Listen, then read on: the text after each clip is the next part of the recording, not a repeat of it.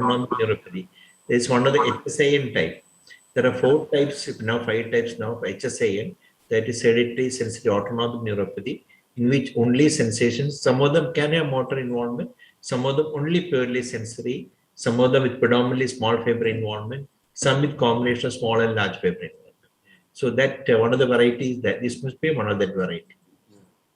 So, Madhu, this subject we have to constantly see patients and constantly read about it every day. No, there you are the master. I mean, it's like practice. It's like music practice. I mean, it will never. I'm sure you also must be reading every day, right?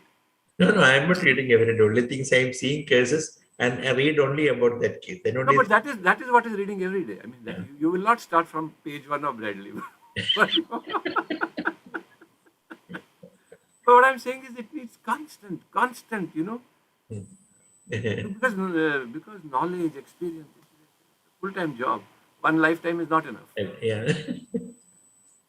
When Sushil Razdan would not understand anything, you see, Sushil Razdan started his department in Srinagar when he was just DM. So I was his senior resident. Now imagine how fresh we were, both of us. So when he would not understand a case, he had one policy, which I today think was very valuable. He would say, just write weakness right arm and mild ataxia under evaluation. Correct. He would not commit. Exactly. So I think that is a very good way to do. Be honest, write what it is and under evaluation. Correct. Exactly. I have seen people decide with that diagnosis. हमारे north में बोलते हैं क्या diagnosis बनाया, क्या बनाया, what have you made? It's not important what you make it. It's important what he has. You make it for the examiner. In real life, it is what he actually has. Yeah, I made it SCA. Examiner, no, I did not. I made it MSA. You don't have to make it. It is important what he has. Okay, Madhu, I think we can start. Okay. So we'll start the session. So good morning, everyone. As usual, we'll starting I think this is the 40th session on the challenging case series. I will start the share screen.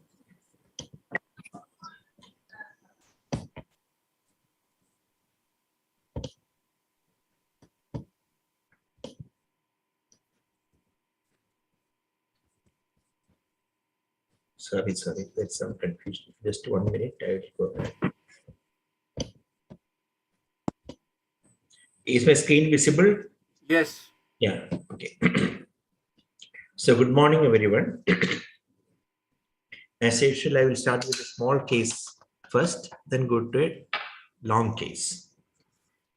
This is a story of a 34-year-old man.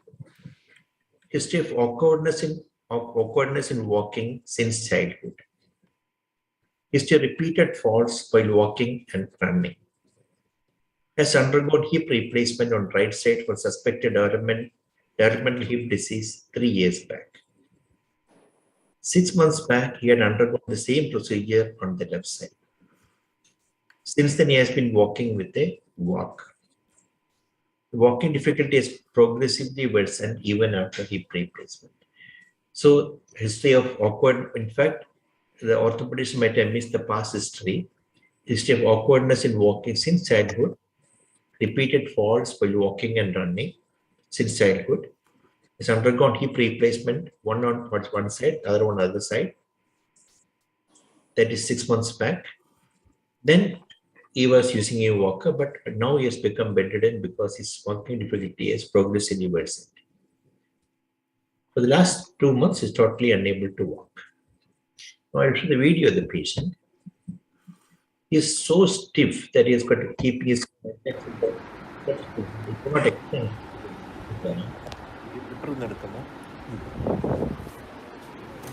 Okay, loose activity.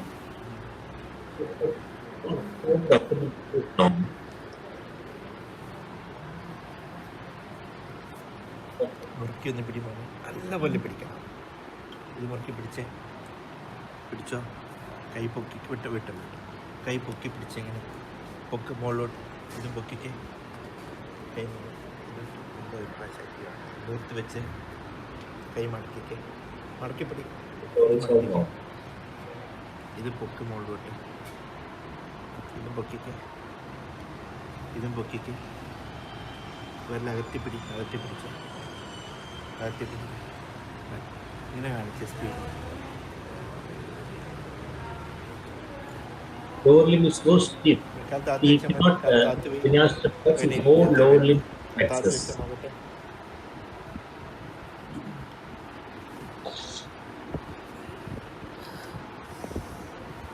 Finger plasticity, the lower limb, and knees in the flexed position. Is a hamstring plus. കാല് പൊക്കിക്ക് മുകളിലോട്ട്. ഇതും പൊക്ക്. Power is equal to get 3 plus power. അങ്ങനെ പിടിച്ചോ. ഇത് പിടിച്ചോ. Because the dorsiflex again not severe അകത്ത് weakness. കിടന്നോ. കൈ വേട്ടത്ത് വെച്ചു. എന്നെ കൊടുക്കണ്ടേ.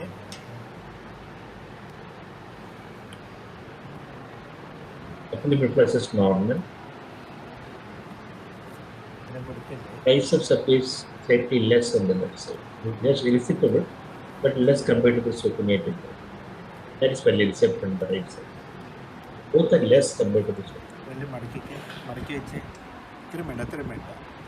Finger pressure was absent.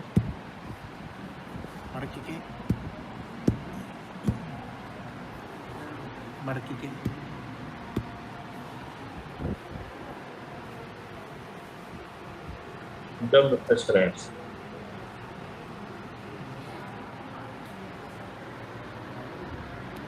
Reject. In fact, they have this. Only thing is this time I did not get because it's serious difference of the neck. This surgery. And reject is also this.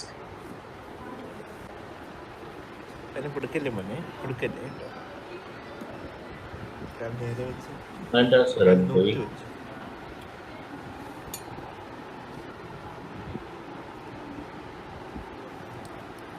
ഇതൊക്കെ അറിയാമല്ലോ. Sensation is actually normal. ഇത് അറിയുന്നുണ്ടോ ഒരു vibration? ഇതോ It's able to feel. കുറവാ. Is it decrease of the lower limb below the knee? ഇപ്പോഴേ ചെറുതായിട്ടുണ്ട്. Yes. ഇപ്പോഴോ It feel little bit on the feet. ഇപ്പോഴേ ഈ വിരല് താഴെ മുകളിലൊന്ന് പോകും പറയാം. ഇപ്പം എങ്ങനെയാ? ഇപ്പോഴേ Is it correctly on the right side? ഇപ്പോഴേ Here on the left side it is correct. ഇപ്പോഴേ ഇതിൽ കാലി പറഞ്ഞേ. ഇപ്പോഴോ It's impaired over the feet.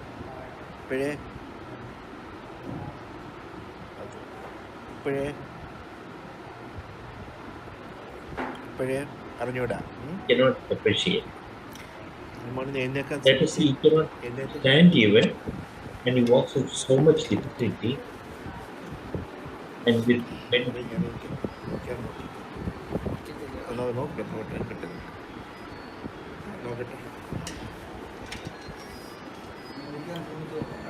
നടക്കാൻ ശ്രമിച്ചു.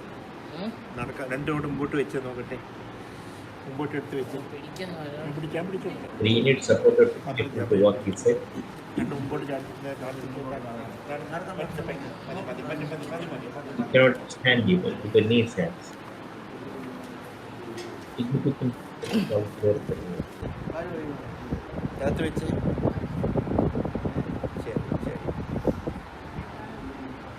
അകത്ത് വെച്ചു. റിലാക്സ് ചെയ്ത് കിടന്നു.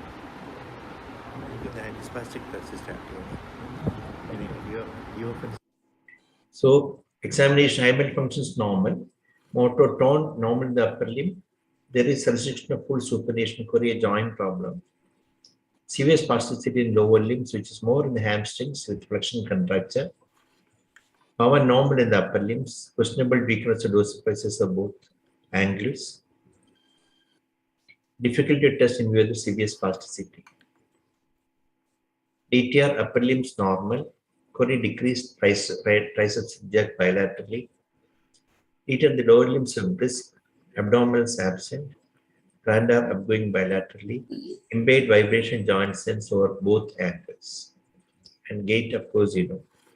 So, what do you think is the likely? Can unmute anyone who want to speak and unmute at the possibility? Above C5 myelopathy, possibly C6 level, C7 level. And you said, can you tell it once again slowly? Above L1 myelopathy, Ah. possibly at the C7. Okay. Compressive myelopathy. Okay. Have you seen the severe hamstring spasticity in compressive myelopathy?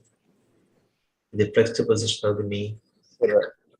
Slowly progressive ignored one, sir. Then a large, huge meningiomycin, sir, which was ignored for years.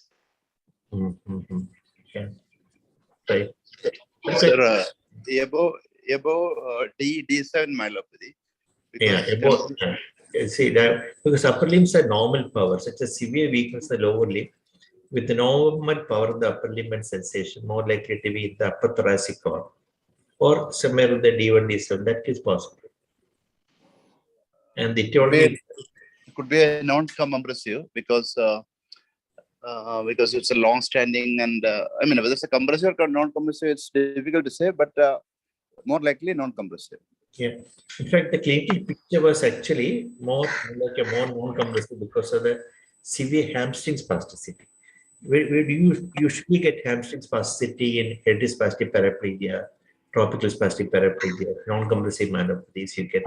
Rarely you can get spasticity, hamstring spasticity in the patient goes into flexor spasms, repeated flexor spasms. That is the paraplegian flexion. That is a late stage, severe degree of involvement.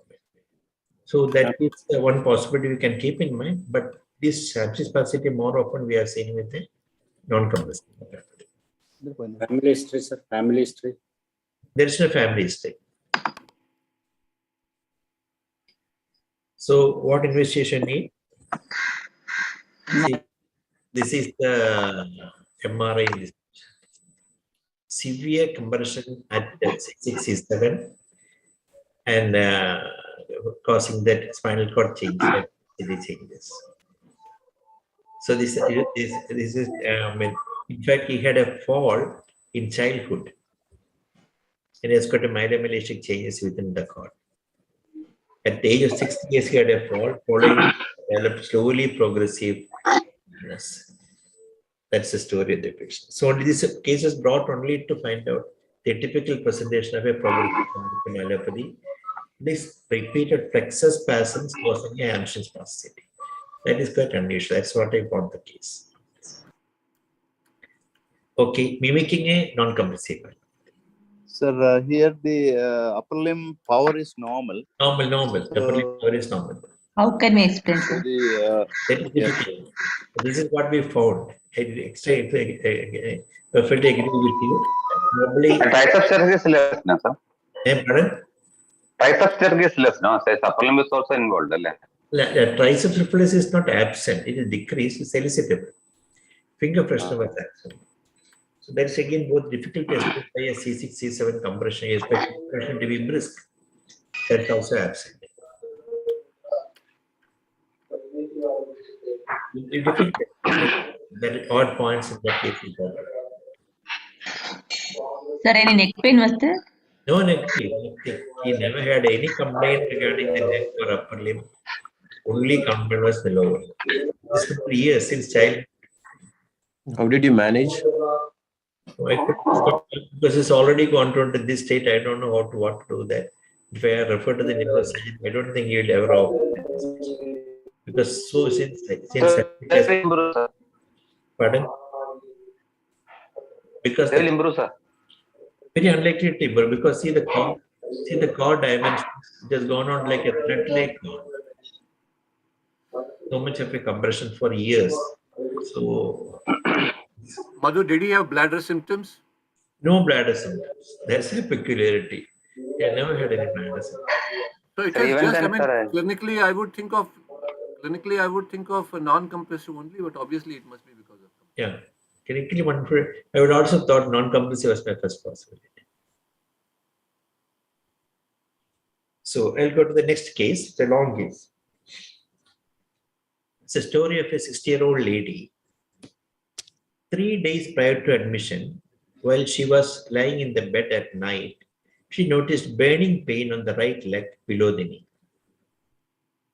About 4 hours later, when she got up from bed to urinate, she noticed mild weakness in the right leg. Next day morning, the weakness progressed, but was still able to walk with support. Next day, the second day, she was not able to move her right lower limb at all and got admitted. So complaints of burning pain in the night. 4 hours later, got up from bed, noticed mild weakness. Next day morning, weakness progressed, and it progressed to another 24 hours to totally unable to move her right lower limb at all. That is why she got admitted. There was no weakness in the left lower limb or both upper limbs. No paresthesia, no root pain, no backache, no headache. It's not a non-diabetic, but found to have diabetes on admission. She has not, in fact, she has not checked for her diabetes status before. So we do not know whether she had been a diabetic earlier or not. We do not know. This is the video of the picture. Findings are compared to the lower limb, so I will compare upper limbs. I just quickly go through.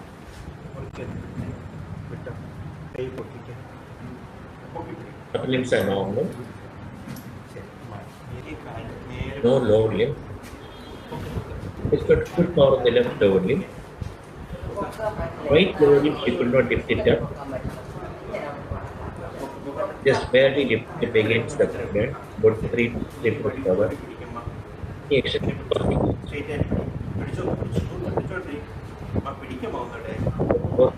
Power, left was normal. Respiration was normal. That is weak, really weak on the right side. Agent was weak. Left contraction was normal. Power is there, but in a much better than the physical. Hamstrings were weak.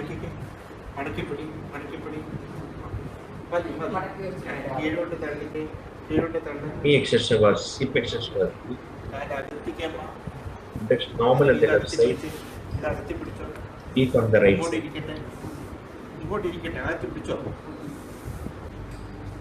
But the upper limbs normal.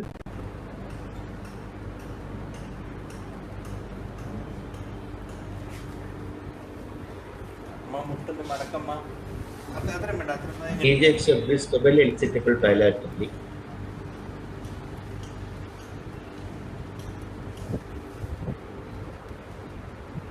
Handiject were absent.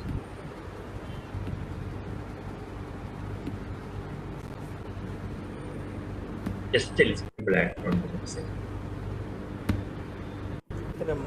Diabetes illa. Pandas were mute or not response. The sensation is telling less on the right lower limb.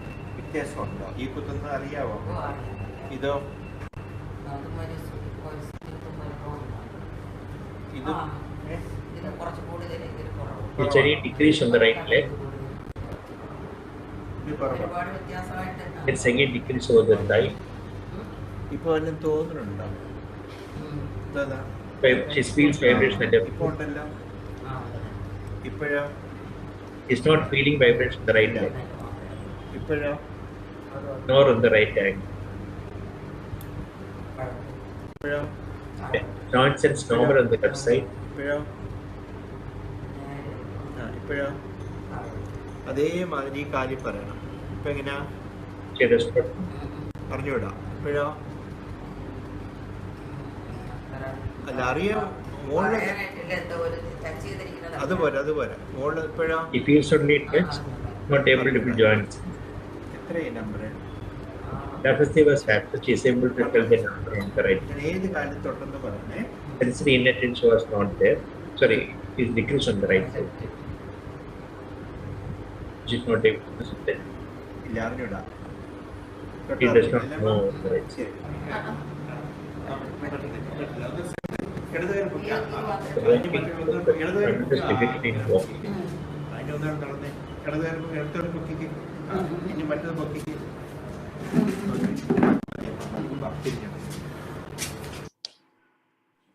Examination lower limbs, non-normal. Weakness of all muscles the right lower limb, roughly grade 4 to 3 plus. More for the flexors of the hip, dorsiflex of the ankle and abductors. For the left lower limb, normal. DTR, knee jerk, brisk bilaterally. Ankle jerk absent on the right side, just insatiable on the left side. Pandas indefinite. Sensory system, impaired pain up to middle of the right thigh. Impaired vibration joint sense of the right lower limb. So, where is the localization in this patient? Bilateral pyramidal posterior column and lateral corticospinal dynamic fracture. So above L1. Now, above L1 where and where do you think is the sign? Above L1 where? Thoracic cord, cervical cord? Possibly cervical, lower cervical. Okay. Or Lower thoracic. part of the cervical or thoracic cord? Yes. Okay, so then I will ask other people also. Anyone else you want to come in? Sir, so this looks like a epiconus lesion, sir. Epiconus lesion. Wait a minute. People who are not voicing, can you please unmute other people? I mean, mute the mic. The Chinese noises are coming. Whoever want to speak, they can unmute and speak. Okay, Umar, what do you want to say? I think it's a epiconus lesion on the right side because the fibers, these spinothalamic fibers hasn't crossed it, and the posterior column. Okay, right. Okay, I will come to that point again. Anyone else want to make a comment? What about the pulses, sir? Or right lower limb? I didn't get what about the Pulse, sir. Pulse in the right lower limb. Pulse. pulse is normal. One possibility could be the lumbar plexopathy, sir, in acute onset preceded by pain. Any lumbar plexus. Very good. That's a possibility. Agreed. Yes. Any other possibility? Sir, one possibility is epiconus, right side. Other possibility is the after the plexus, once it comes from the L1 to the S2, the vascular supply going. You mean to say that ischemic neuropathy of the right lower? Yes, sir. But pulsations are all normal. All the muscles are affected. No, the initial,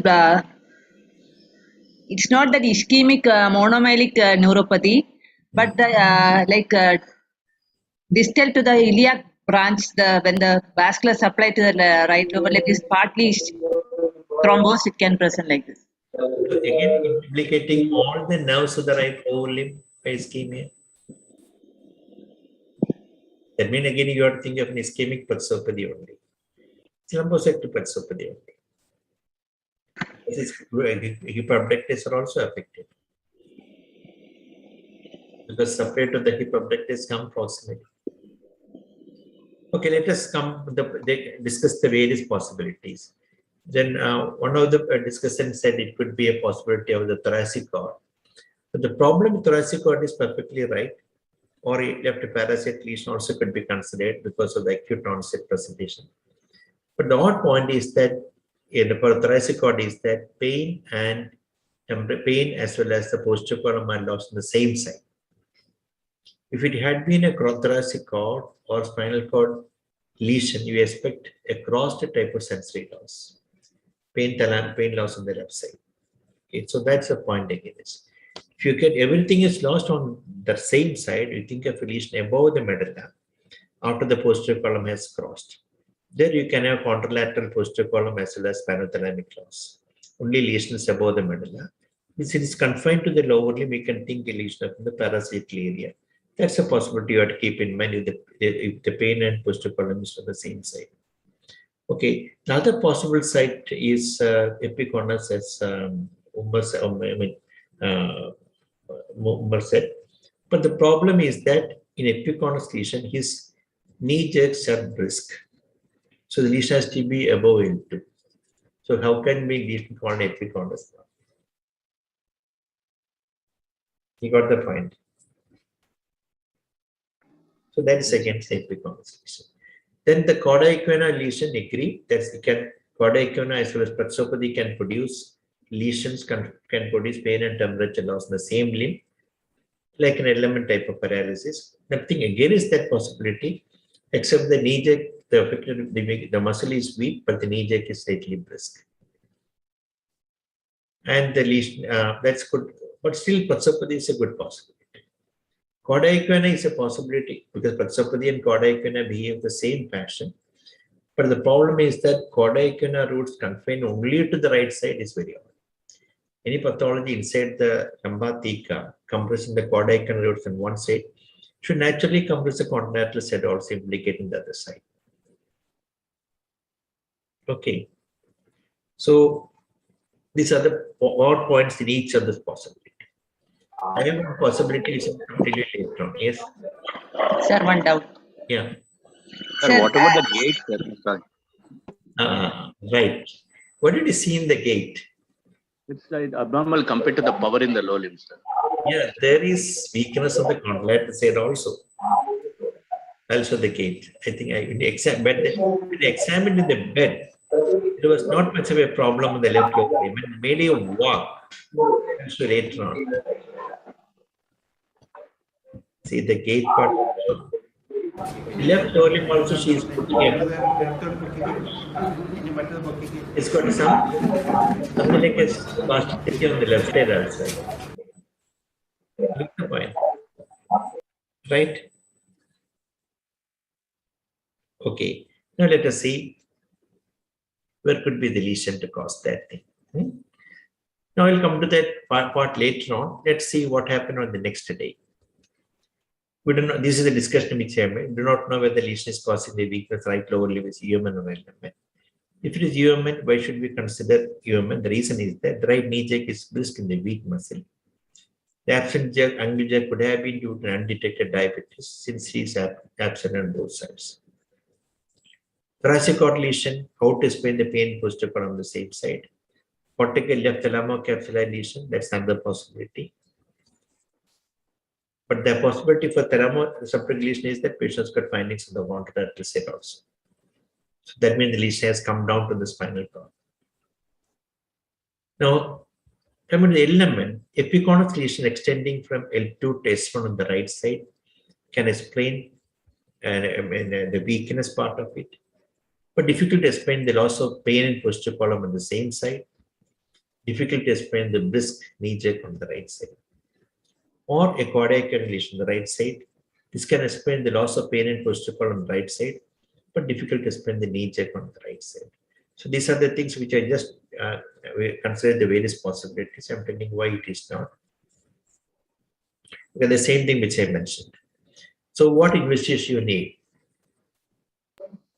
MRI was spent and MRI brain screening. MRI with an MRI of brain with some spine screening. And what's spent screening. In fact, your voice is now breaking. MRI lumbocycle. Lumbocycle. Sorry, Yeah. MRI was spent screening and brain. Your bandwidth is low. Connectivity problem, sir. That is not clear. Sir. Anyway, the patient came with the CT scan normal. So what next? You want MRI brain screening? Brain screen for spent screening. Okay. The MRI brain came. Anyway, they did a brain screening. That is normal.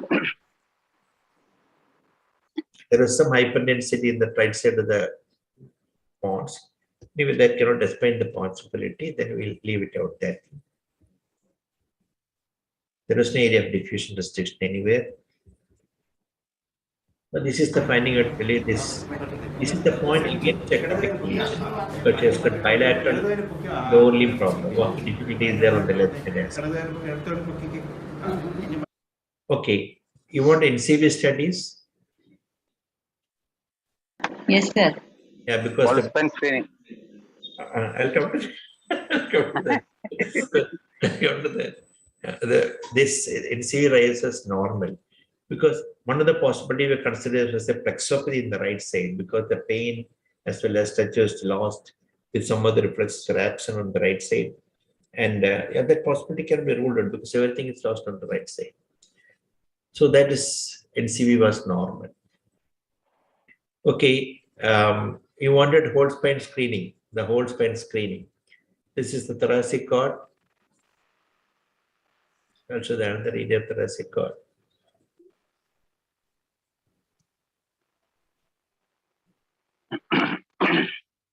The cervical cord is also normal. So can we consider hyperietal lesions in view of the spasticity of both lower limbs? You mean bilateral parasitic lesion? Yes, sir. Yeah, that possibility we can consider that possibility. So then how can we explain the absent joint positions and the pain and temperature on the right side, if the left parasitic lesion? No, that's point is correct. No, usually in parietal lesion or acute cortical lesion, pain and temperature will not be affected, except in acute parietal lesions. That's why I kept quiet. Acute parietal lesions can have loss of pain. But as you know, that pain and temperature and vibrations are appreciated at the thalamic level. Acute lesions can cause a transient loss of all these sensory modalities. So that possibility can be entirely ruled out, but there is no other features. No bladder problem is there in this patient. Anyway, that possibility can be kept. Anyway, MRI is normal. Whenever pain possible loss on one side with weakness on that side, keep lesion above medulla. That's why I screen the entire thing that is normal. Sir, could this be some acute diabetic painful lumbosacral plexoneuropathy with some additional lesion in the conus? Yeah, plexoneuropathy. That's what, first of all, try to find out the site. We consider plexopathy. The plexopathy, the NCV is normal. And the Blakely picture can fit in with. Point is that the knee jerk is this on the right side. And did you see the gait? Gait was slightly spastic type of gait. Sir, I would consider a medullary lesion because she has got gross attacks on both sides, and I mean after crossing, after the spinal, the posterior. Yeah, that can. But why the only confined to the lower limb? That possibility there can, but in that situation, the pyramidal practice also should be bilateral. It's only one side, mainly on one side, such as severe weakness, predominantly spare on the other side. Since she has a problem on the left lower limb mass, she has some unsteadiness and attacks on the left side. That means left side is also affected, but more on the right side. That means you mean to say the entire left medulla has to be from the medial to lateral has to be affected. Lateral area as well as the medial area has to be affected. Right? Should be deeply sick with the right stroke. That's beyond the vascular territory. Yeah, medulla is also normal. Tomorrow she'll be in. Sir, high cut parietal is MRI? MRI is normal. Wait. Okay, let us see on the course of the patient. On the second day, she complained of mild weakness in the left leg. Okay, now let's see the second day examination. That is because the first day, left abduction.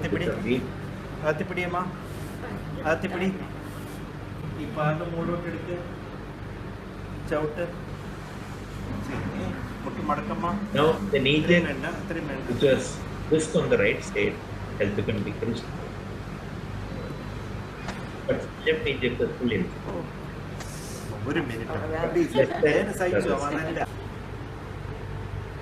and that's the remaining knee.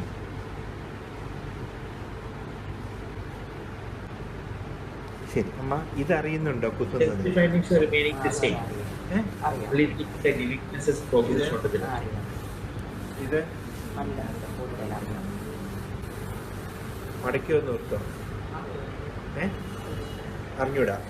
Now, moderate weakness left hip flexors and mild weakness hip abductors. This number is like almost normal. PTR, right knee jerk, which is brisk earlier, has become absent. Left knee jerk was less compared to the finding on the first day. Both angle checks remain the same. Rest of the findings remain the same. Now, what do you think? Sensory motor radiculopathy. I mean to say bilateral radiculopathy. We get cardiac and lesion. Yes, sir. Numbers Yes. exactly. But the point is that she had initially some spastic gait or brisk reflex. I think you won't ignore that finding. Brisk reflex in a So the gait, is it because that she's having quadriceps weakness and she's keeping the legs straight? Yeah, agreed. That's a possibility. Quadriceps weakness, sometimes and hip flexor weakness, sometimes they keep it stiff. That's a possibility. But knee jerk is But also reflex exaggerated cannot be explained. that's a knee jerk can be on.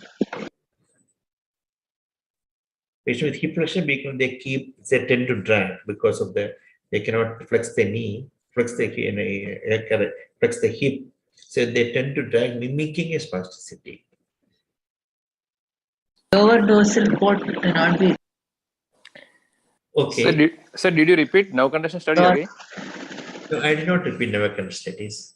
I repeated something else, I'll tell you. So she developed bladder symptoms in between? No bladder symptoms. No bladder symptoms. Sir, I need a false Benson repeat with the diffusion study with especially lumbar. Diffusion study of lumbar plexus. False spine screening, especially dorsal and lumbar with the repeat with the. No, I agree with you. I'll take all that thing. It's not the matter of what investigate what it is. But we have localization. Localization. Sorry. Yeah, that's the idea of the presentation. Sorry, sir. There's nothing but absolutely need not be sorry.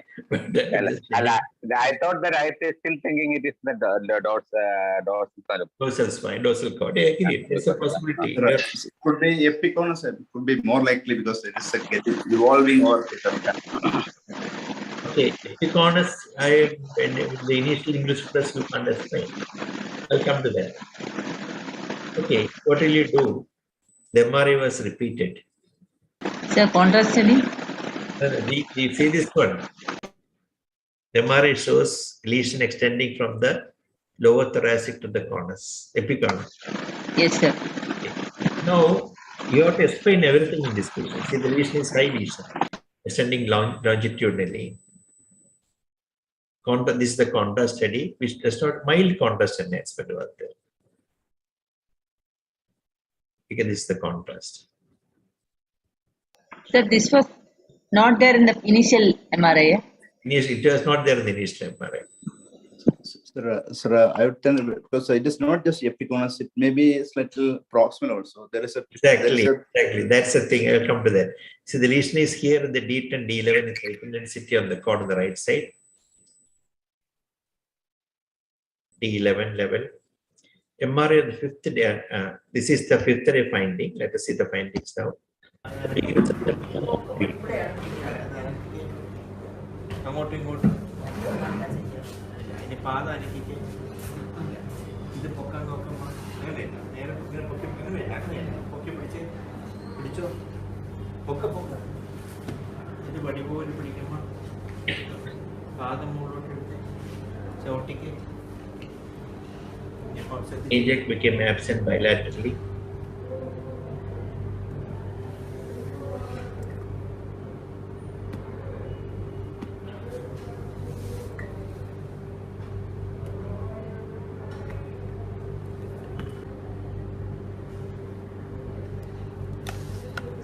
ഈ കുത്തുന്ന ഇത് അറിയുന്നുണ്ടോ അമ്മ ഇതും വ്യത്യാസമുണ്ടോ എവിടെ കൂടുതൽ ഇപ്പോഴോ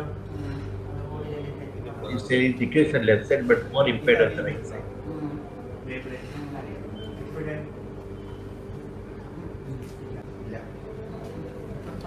Okay. Now, the lesion. In fact, the lesion is not in the epiconus to start with. It was in the. Actually, you can't call there as epiconus lesion. It is somewhere around the L1 on the right side. So the lesion might have up to the right side of the cord. From L2 to S1 on the right side. Knee jerks were brisk initially because the coexistence pyramid. Let us see the one. Now the lesion is here started in the right half of the cord at the level of L1 and L2. Because the lesion there, the knee jerk can be brisk because the lesion is the lesion is above the L3 segment. Okay, that can explain the findings in this patient. The effect in the lesion has affected the central gray matter initially extended longitudinally to produce an element weakness. I'll draw the lesion once again. It must have started here on this side.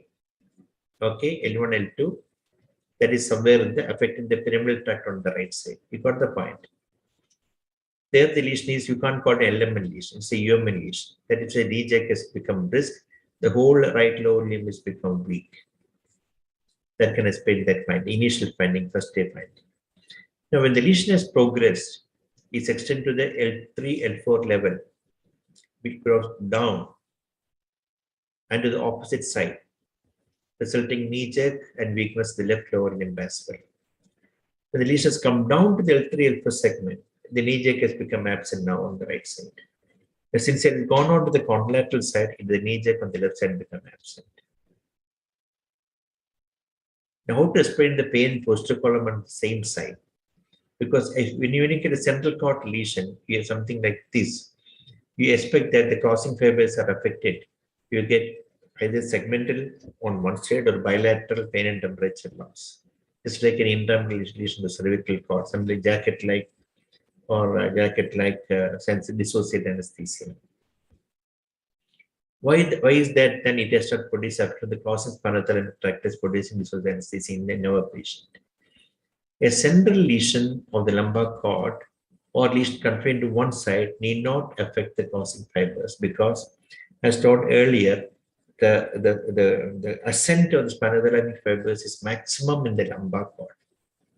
So hardly any fiber reach the contralateral side unless the lesion is at L1, L2 level. Till that reach time, it's confined on the same side of the cord. So you will not get a brown circuit-like pattern of sensory loss in lumbar cord hemisection.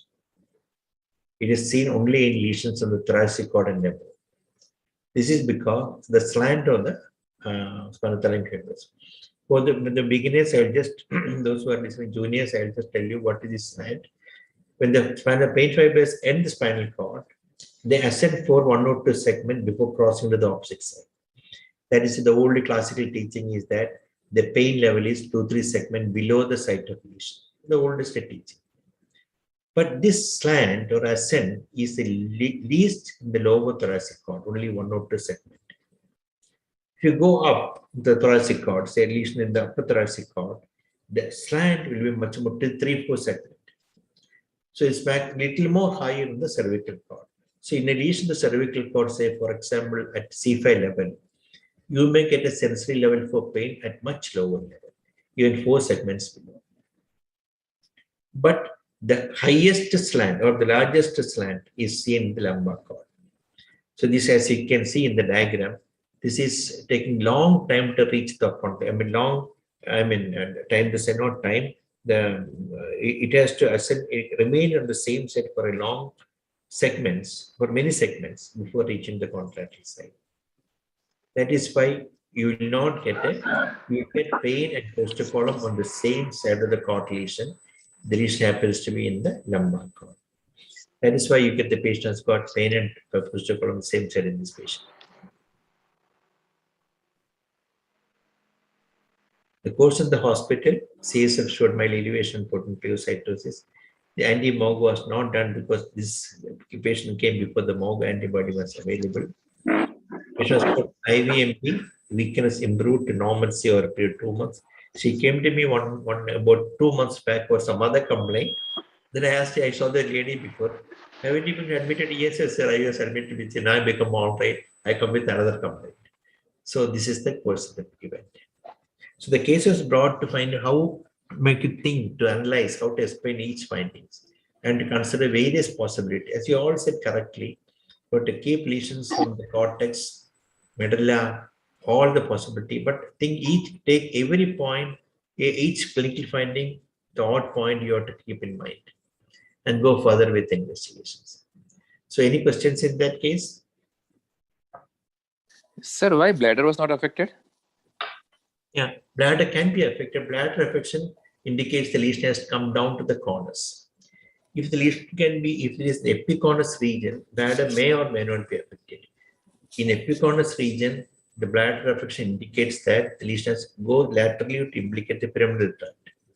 Then it becomes a UMN bladder. The lesion is confined to the central part or only on one side predominantly, bladder can be spared. I'll make it very clear to you. In the case of conus lesion, you get early bladder, and then bladder is an element type of bladder. Okay, because that's the S3, S2, S3, S4, S5 is the segment for the bladder center. Then the lesion, central lesion can produce early bladder involvement. If the lesion is epiconus, the bladder involvement is spared because the sacral segments are spared. But still they can have human bladder, just like any cord lesion. So human bladder to produce, you have to know, you have to implicate the upper motor, so-called upper motor neuron fibers for the bladder. In fact, they are not upper motor neuron, they are cortico-reticular fibers, the supranuclear control fibers of the PMC, which run along with the pyramidal tract. So they has to be implicated. If they has to be implicated means both pyramidal tract be implicated in the medial aspect where the bladder fibers are situated. So unilateral pyramidal lesion in the epiconus will not produce bladder. It has to cross to the opposite side and involve the gray matter and then come down this, then only bladder get up. That is why epiconus. Sir, at the age of 60 years, at the age of 60s, did you consider the possibility of vascular rather than demyelinating lesions? Yeah, that's because of acute onset and pain and all. Yes, that's a very good possibility. You have to think of dural AV fistula in this patient. But in fact, the CSF showed some changes. That's why considered. Dural AV fistula rarely produce CSF pneumonia. It can sometimes produce. But there was no flow void. And so I thought demyelination be the more common condition, treated and improved. I mean, the distribution was more in antispinal artery. So we can't call it antispinal artery distribution because it is confined. You see, the lesion was progressing over a period of 5 days. Time. It's not like an infarct presentation. But the first day you may think it's an infarct. I agree with you. Because she came to you on the first. Second day it progressed. Third day still progressed. So regarding that bladder, sir. And moreover, posterior column is also affected in this patient on the right side. Yes, bladder. Yeah. Sir, could you please explain once again that UMN involvement, if it is in the epiconus region, it has to go to bilateral side, sir? I couldn't understand that. Could you please explain? I'll explain detail. Now imagine a classical thoracic cord lesion. Intramedullary thoracic cord lesion. I'll show the diagram once again. Okay? Let us say the spinal cord here. Can you see my arrow pointing? The spinal cord here. Yes, sir. Just 1 minute. The lesion is here. Okay, the intramedullary lesion. It will not produce any bladder involvement because the bladder center is below. The bladder fibers are descending through the pyramidal tract on both sides. The intramedullary lesion of the thoracic cord has to go like this. Both sides implicate the pyramidal tract to produce bladder involvement. So intramedullary lesion of the thoracic cord produce bladder involvement only if the pyramidal tracts are affected bilaterally. But need be only the medial part of the pyramidal tract. So lesion confined only the central gray matter will not affect the bladder. If the bladder is affecting the epiconus lesion like this, it is going to produce a human bladder, like a spastic bladder, because it is above the bladder center. You got the point? On the other hand, if the spinal, this segment is happening in the sacral segment, the lesion here is enough to produce that thing. Because this is an element bladder. That a parasympathetic center is situated here. The intermediate lateral column that can produce early bladder. But if lesion is epiconus, this has to go up like this. This has to implicate both pyramidal tract. Okay, am I clear to you? Sir. Yeah. Yes, sir, perfectly. Sir, one more doubt, sir. If it is involving the reticulospinal on one side, we will not get any bladder symptoms? No, it will not get bladder. Bladder symptoms are always due to, even if in the sacral segment also, to produce bladder involvement, the lesion has to be bilateral. Got it, sir. Perfectly. Madhu, what was the age of this patient? She is about 53-year-old. So does demyelination have to do anything with age? I mean, can it occur at any age, in 70-year-old also?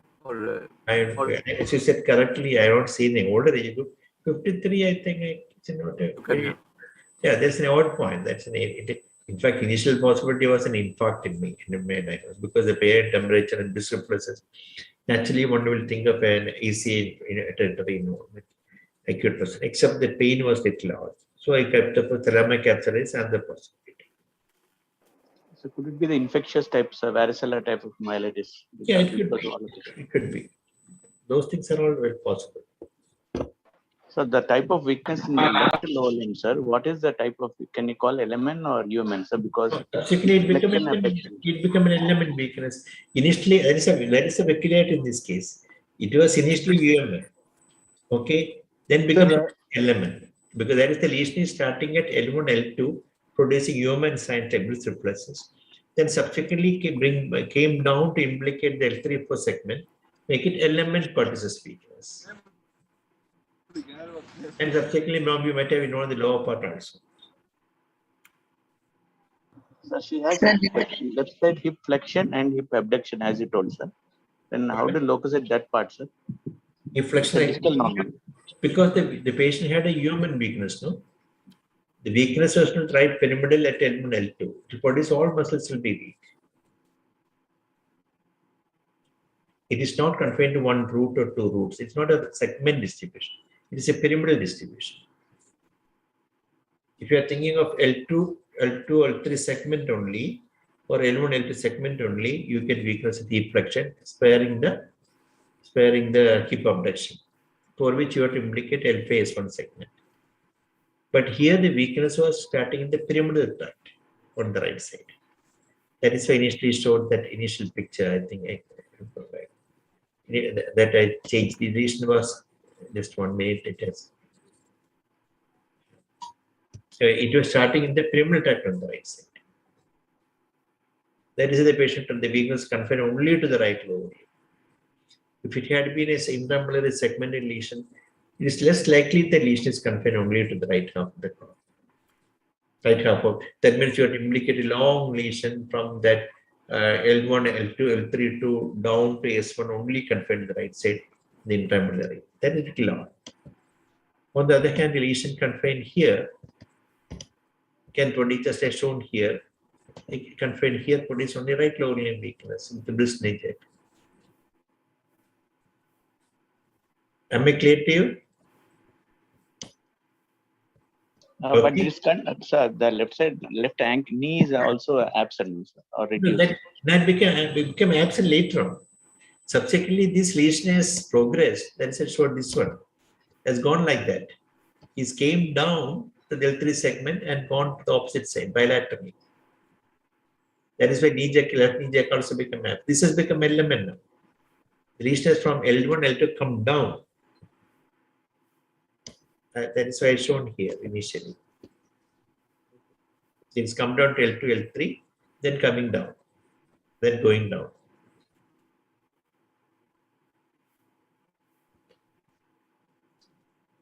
Okay. There is no other way to explain all the findings in this patient. Initially, you mean the element lesion has to be at that level only. Okay, shall I go to the next case? Sir, NCS anything repeated sir later on when became bilateral? Like element the same. No, I don't know once. Okay, sir.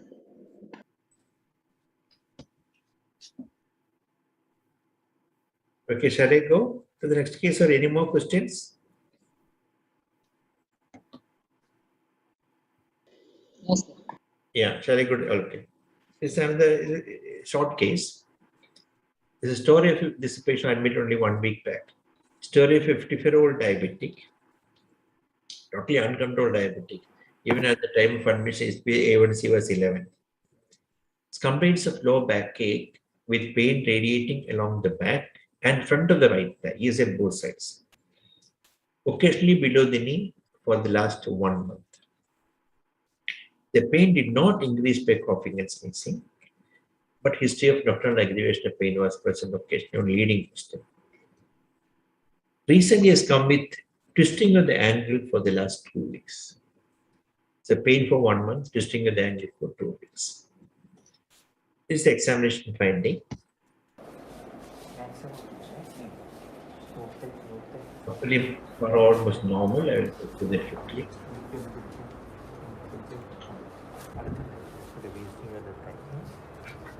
There was mild wasting of both thighs. നെഞ്ചത്ത് കൈ വെച്ച് അങ്ങനെ എഴുന്നേക്കാൻ പറ്റുമോ നോക്ക്. Could not get up from the lying down position. ലൂസാക്കി എടുക്കണേ. Tone was normal.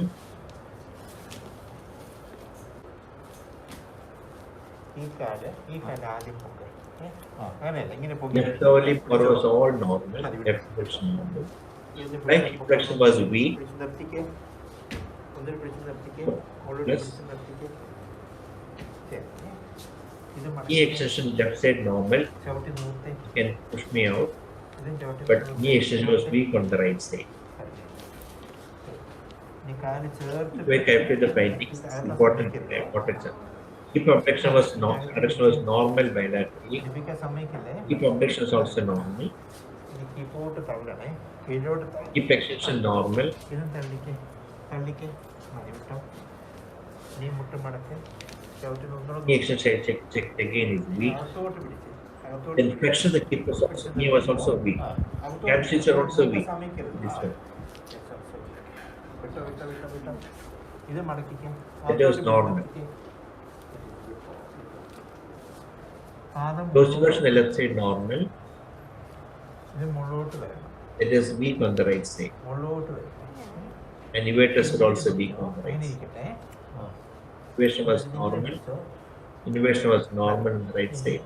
ഇത് ഇങ്ങനെ ഇരിക്കണം. Inversion weak. അങ്ങോട്ടാക്കാൻ സമ്മതിക്കരുത്. ഇത് അങ്ങോട്ടാക്കാൻ സമ്മതിക്കരുത്. That is normal. തള്ളവരിൽ പൊങ്ങട്ടെ. EHL was weak on the right side. ഇത് പൊക്കി പിടിച്ച് ഇതേ ബലത്തിൽ ഇത് പിടിക്കണം. It is weak. ഇതിനെ കീഴോട്ട് മടക്കിക്കേ. Extrapolis longus was മടക്കി normal. പിടിച്ചോ. ഇത് മടക്കിക്കേ. It is normal on the right side. എന്റെ കൈ ചോട്ടിക്കോ. Under flexion normal. ഇതും ചോട്ടെ. സാർ രാത്രി വിളിച്ചിരുന്നേ. Upper limb references were all normally elicited.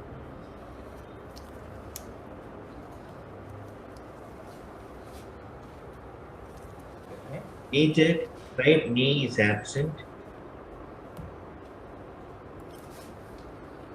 Left knee jack is well elicitable. Right angle is absent. കൈന്ന് മുറുക്കി പിടിക്കാവോ? ഇളക്കാതില്ല. കൈ വിട്ടോ. Left angle is well elicitable. അതിന് വിട്ടോ. ഒന്നിനും മുറുക്കി പിടിച്ചേ. Normally present. Under interference. ഇനി ഒന്ന് The sensations are normal. മതി. ഇനി ഞാൻ ഈ കുത്തുന്ന വേദനയും ഇതും ഒരേപോലെ അറിയാമല്ലോ. Pain sensation is equal on both sides. അതുണ്ട്. ഇതും ഇത് ഒരേപോലെ അറിയാമോ? അറിയാം. ഇത് രണ്ടും And equal both sides. ഈ കുത്തുന്നതും ഇതും Equally present. ഉണ്ടല്ലോ. That's also normal. ഇപ്പോഴും ഉണ്ടോ? It's a decreased vibration bilateral. At less. ഇല്ലെന്ന് പറയിച്ചാൽ മതി. ഇല്ലെങ്കിൽ ഇല്ല. ഇപ്പോഴോ? അവിടെ ഉണ്ട്. When decrease on the right side is. Sorry. ഇപ്പോഴോ? ഇപ്പോഴേ ഉണ്ട്. ഇപ്പോഴേ ലൂസാക്കി ഇട്ടേക്ക്. ഇപ്പം എങ്ങനെയാ? ഇപ്പോഴോ? ഇപ്പോഴേ Is it correctly on the left side? അതേമാതിരി ഈ വള്ളി പറയണേ.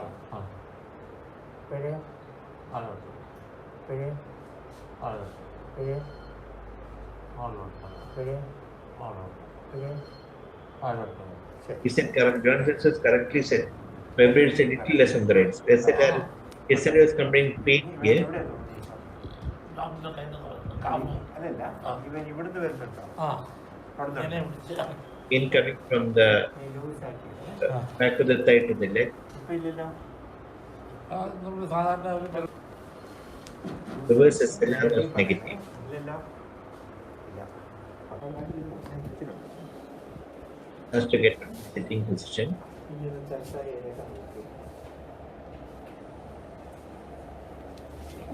But you could get up. Okay, so these are the findings. Wasting of both thigh, power weakness of right iliopsoas, grade 4, right quadriceps, grade 4 minus, right dorsiflexus and inverters on the right side, plus EHL, which I forgot to write, EHL is also weak. Weakness of the hamstrings, Rest of the muscles, including adductors, abductors of the hip, extensors of the hip are all normal. Absent right knee and ankle jack, left knee and ankle jacks are normal. Sensations normal, except for the impaired vibration. That part we are not very sure. SLR is positive on the right side, reverse SLR negative. So what is the cytoplegia in this patient? Only element finding, sir. Yeah, your element finding, yeah. Only element finding. So suggestive of a radiculoplexus, mainly plexus bilaterally, and doubtful tailpair outward root also. You want to say radiculopathy plus plexopathy.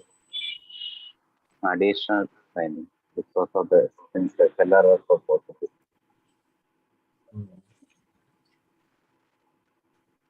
Okay, what etiological possibility will you consider? Disprolapse or something else? Diabetic plexopathy on top, then maybe acute blood. Diabetic plexopathy on the top of which disprolapse also. Yeah, maybe. Okay. Anyone else want to make a diagnosis? Can you show the weakness, the slides, sir, the muscles involved? Okay, sure. This is the one.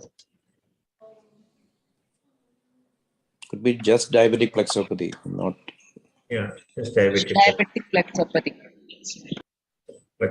Okay. So let us see for the juniors here. Why not? Sir, Yeah. sir, can you make 1 minute history? I mean, just one history only, because I missed because I was. History.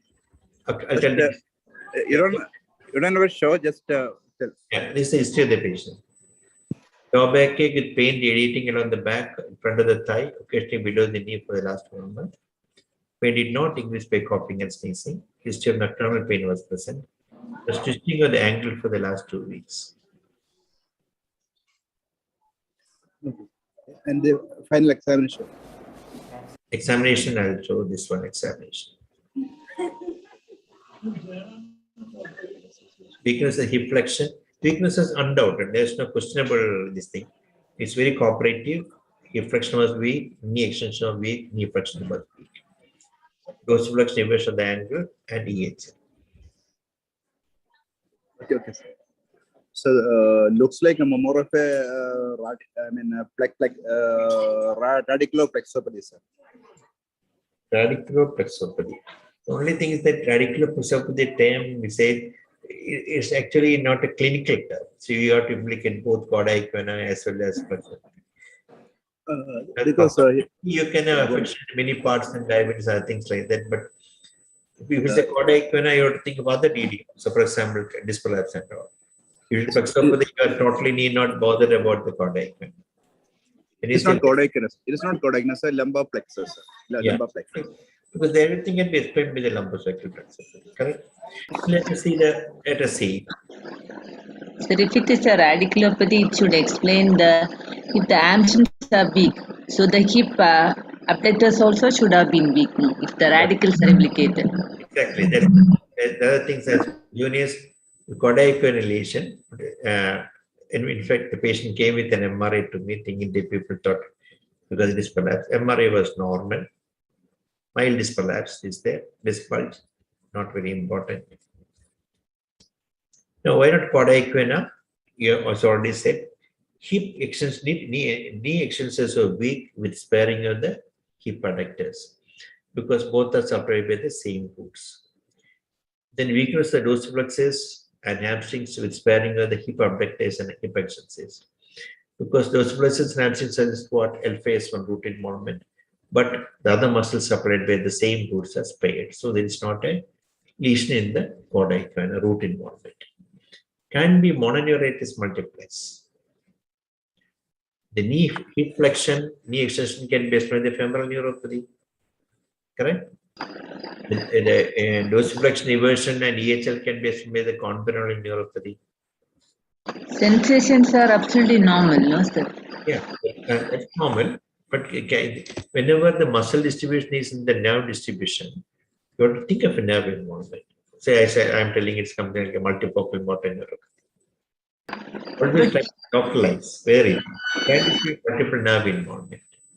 What is against? But the same nerve, like posterior tibial nerve, supplies the hamstrings, and so how can it? Yeah, that's the point. So it is not confined to the multiple nerves as well. These two muscles, what is again, hamstring weakness can be explained by a nerve involvement here. The sciatic nerve is supplying the hamstrings. In that case, the tibial component also should have been affected. Like flexor pollicis longus, inverters, and plantar fascia should have been affected. So, barring the hamstrings, everything can go with the multiple nerve, right? So the hamstrings tell you it is not in the multiple nerve. So that is why you have to come to the localization of the lumbosacral plexus, because it is not confining to the root, conforming to the root, not conforming to the nerve.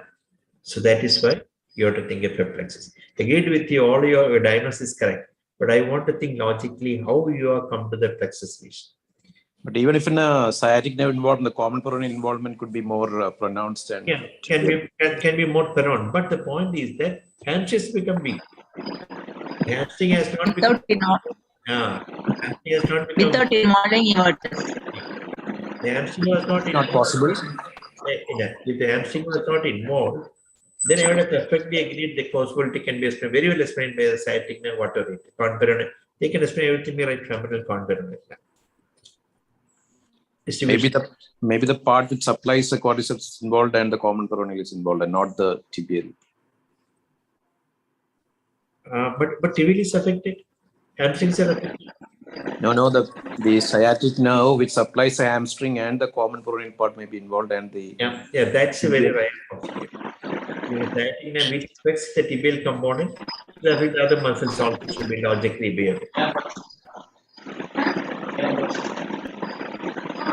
Then the other point is that angle jack is also preserved in this patient. It's absent in this patient, which could not conperoneal alone. Now, anything odd in this patient? Did this patient have the weakness on the opposite side also? Yeah, that's what I was going to say. What you are already saying, yeah. No, nothing was on the opposite side. Everything was confined to the right level. So, mononeuritis multiplex is very unlikely if it's only in one limb. Exactly. Then another point is that this is all the affected on the same side. So whenever multiple nerves are affected on the same side acutely, not fitting with the nerve pattern, like exact nerve pattern, always consider plexus involvement.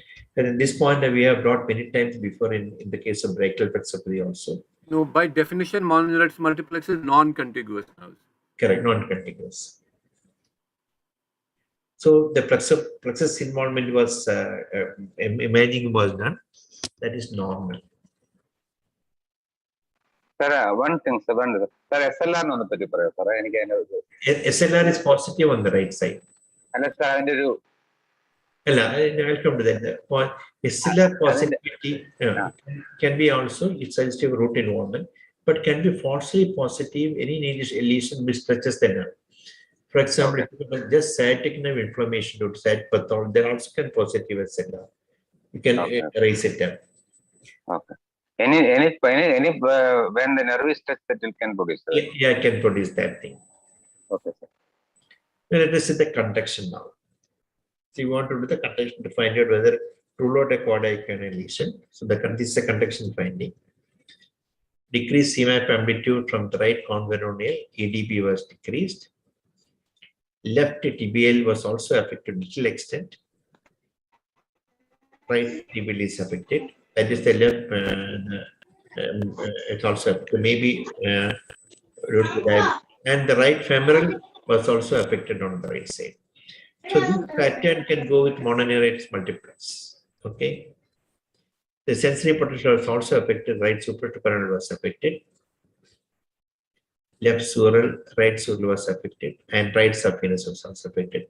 Left subvenous not affected. FA also shows the affection of the left tibial nerve as well in this patient. So, what was the clinical clue to suspect the patient has got a plexopathy in this patient? Another clue. SLR was positive, which may think that is where the physician initially thought could be cauda equina. but the distribution muscle weakness was not in the root. That's why we thought it's more like a lumbosacral plexus. But SLR was positive, again, making a little uncomfortable for me. Are we dealing with a disc collapse or not?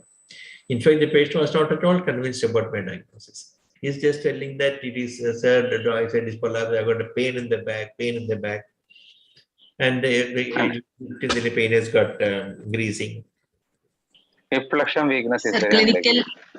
clinically hamstring weakness with the sparing of the. Yeah, that's right. That's the point.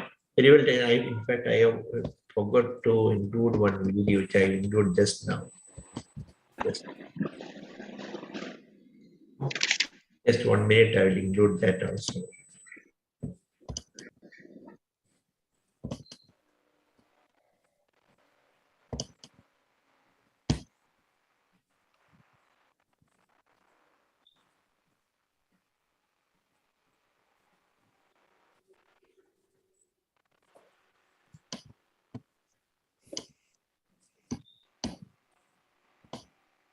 See this video, what are the tests we like to do now to find out which were.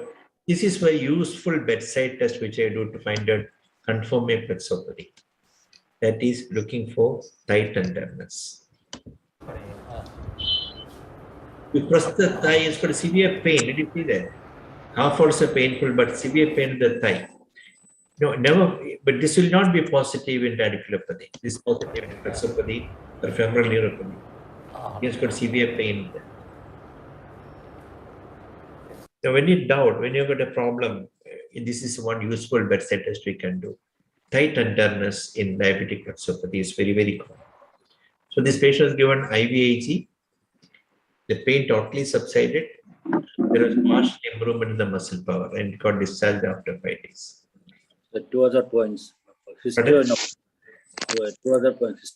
Nocturnal pain. The nocturnal pain is also a point which strongly favoring. Sweating, look for sweating. Yeah, autonomic involvement.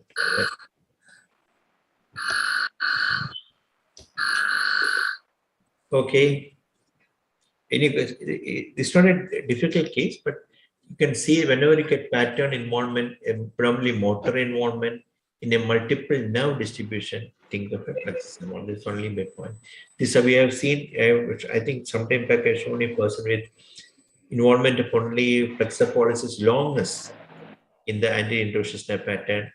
Then you're along with deltoid weakness. All of the muscles has pain, but now fitting with multiple nerves, normally motor, consider this possibility. Okay, shall we try for one more case? Just 10 minutes is there.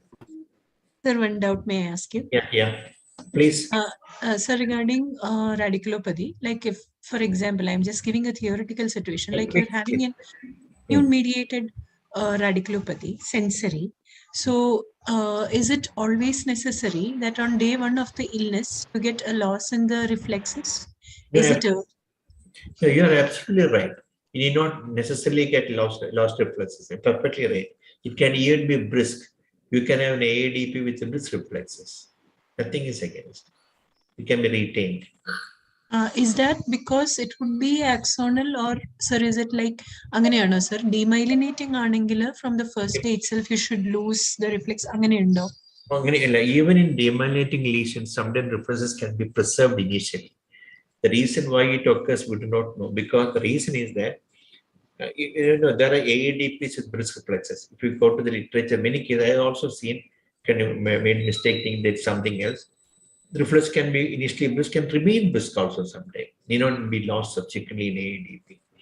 And the reason is that the fibers, these are all demyelinating disease, which is not like a compressive disease, an immune-mediated attack.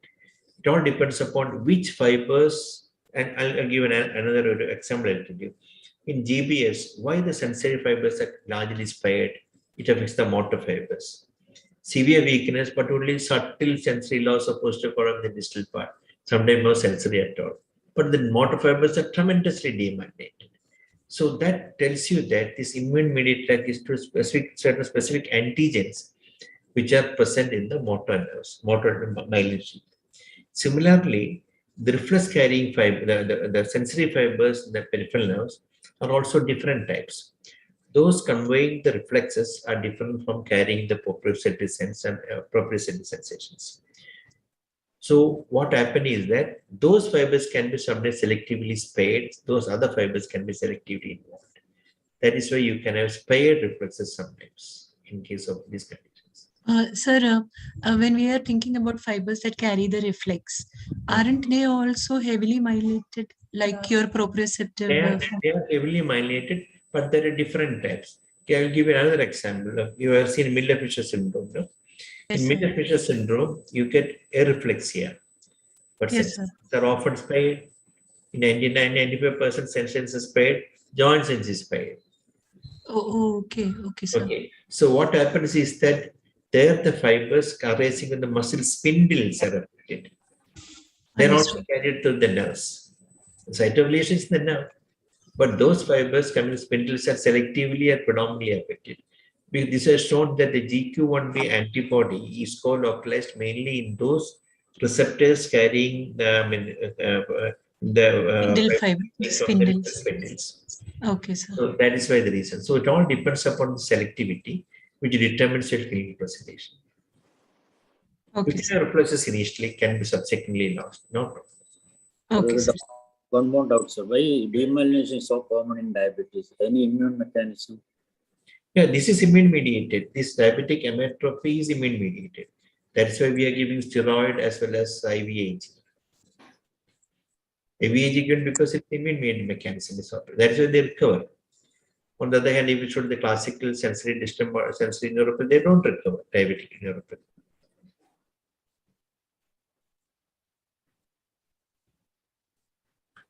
Any questions?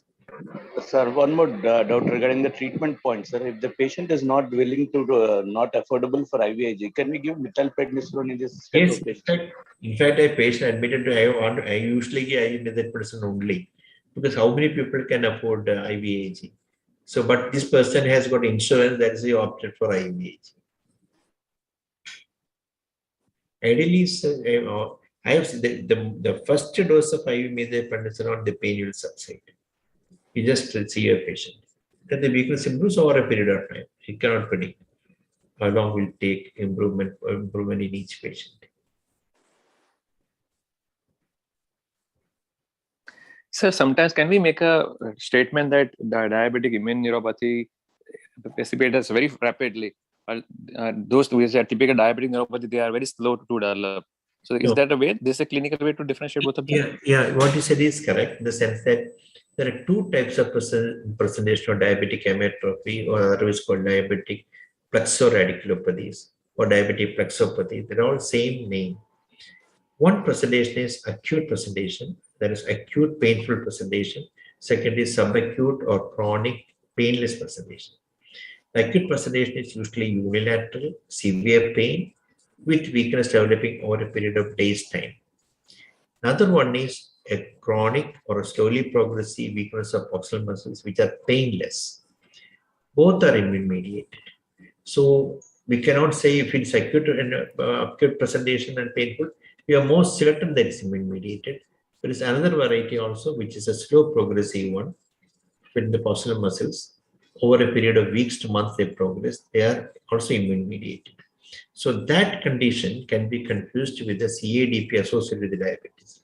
There is a school of thought that diabetes itself can be what do you call one of the predisposing factor for developing CADP. Some people say that it is only coexisting the CADP. Whatever it is more common in diabetes.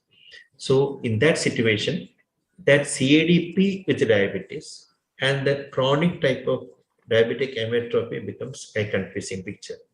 But one thing is that CADP is a demyelinating pattern. Usually what you get in hematopy is an axonal type of involvement. That is the way to differentiate.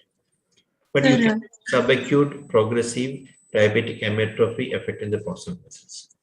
I have shown one case before. Yeah, please. Sir, one doubt, sir. Sir, if it is a diabetic amyotrophy, the variant which you said that it is subacute, progressive, painless, is it usually bilateral or unilateral, sir? It is usually bilateral. It's usually bilateral. Okay, sir. It's called DAM1 and DAM2. That I think the 2-3 weeks back, I have shown these two types I have shown. Had a case of subacute progression and said, Joy was asking this question, I was showing this slide also. Okay, sir. If anyone want a reference to whatever I say, you can just mail me, I'll send the reference article to you. Okay, sir. Thank you, sir.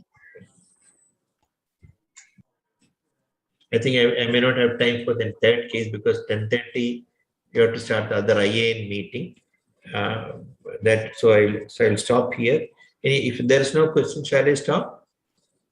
Okay, Madhu. Thank you so much. Oh, thank you so much. Thank you. You were Thank the you, sir. Thank you so much. Thank you all for your patience. Thank you, sir. Thank you. Thank you. Thank you, sir. Thank you. Thank you. Thank you. Sir, your email ID? Email ID is Mohan, MOHAN dot Madhusudanan, MADHUSUDANAN @gmail.com. Okay, sir. Thank you, sir. Once again, MOHAN dot MADHUSUDANAN, not DANAN @gmail.com. Okay. Thank you, sir. Thank you. Thank you, sir. Thank you. See you next Thank week. you, sir. Thank you. See you next week. Thank you.